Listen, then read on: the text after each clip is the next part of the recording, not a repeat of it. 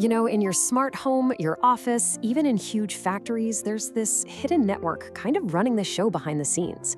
And no, it's not Wi-Fi. It's not Bluetooth either. It's something called ZigBee. And today we're going to pull back the curtain on this tiny but seriously powerful technology that really makes the whole Internet of Things thing work.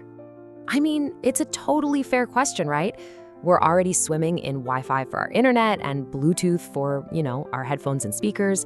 So why in the world would we need another wireless standard? Well, it turns out that when it comes to the Internet of Things, those big, powerful standards, they just weren't the right tool for the job. And that leads us right to the heart of the issue, what I like to call the smart device dilemma.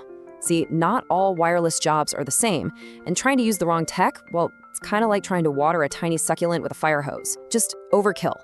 So think about it like this.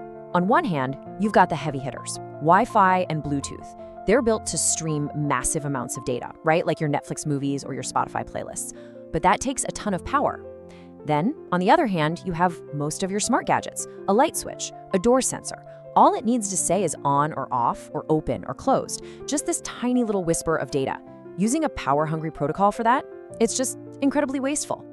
And this is exactly where ZigBee comes in. It was built from the ground up to solve that exact problem, to be the perfect custom-made language for all these little simple devices. Now, ZigBee isn't just some random tech that a company cooked up. Nope. It's a formal global standard.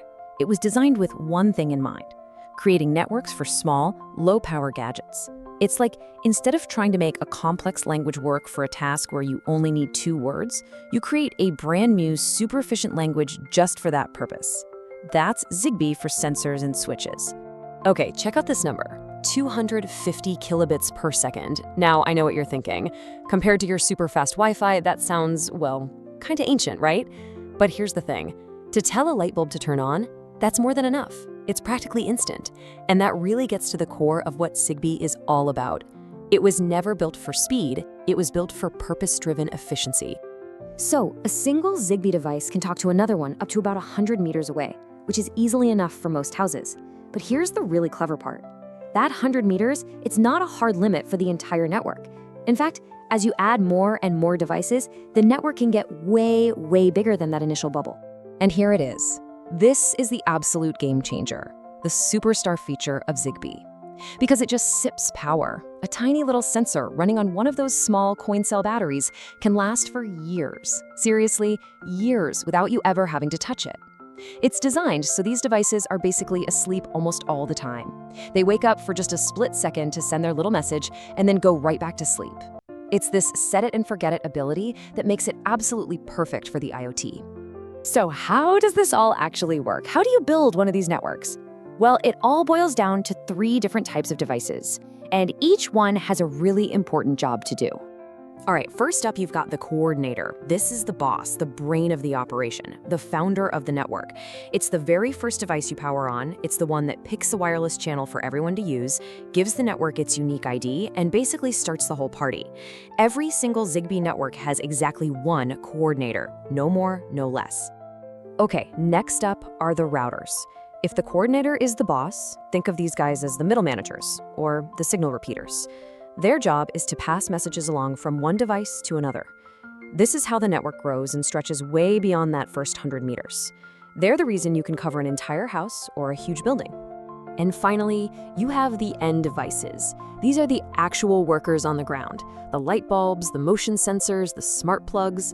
They don't pass messages for anyone else. They just do their one specific job, report back to their parent, which is either a router or the coordinator, and that's it.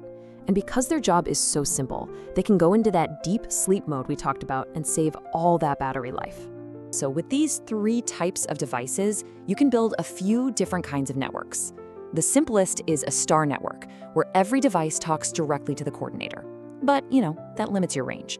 Add some routers, and you get a tree network, which can spread out much further. But the real magic, the ultimate setup, is the mesh. In a mesh, messages can hop from any device to any other device to find the fastest path. And here's the truly brilliant part. It's self-healing. If one of your routers or devices goes offline, say you unplug a smart lamp, the network doesn't crash. It just finds a different way around. It's this incredible resilience that makes ZigBee so reliable. Okay, so that's the tech behind it. But where are you actually going to find ZigBee out in the wild? Well, the answer is probably a lot more places than you think. I mean, it's pretty much everywhere. Yeah, for sure, it's a huge deal in home automation. Your smart lights, your thermostats, that kind of stuff. But where it really flexes its muscles is in big, important industries. We're talking about controlling machines on a factory floor, collecting patient data in a hospital, or even having your smart energy meter report its readings automatically. That combination of low power, low cost, and high reliability makes it the perfect choice for so many different jobs. Just look at an industrial setting like this. I mean, can you imagine trying to run a physical wire to every single sensor on a giant, complicated factory floor? It would be a complete nightmare, right? But with ZigBee, they can just deploy this wireless mesh network.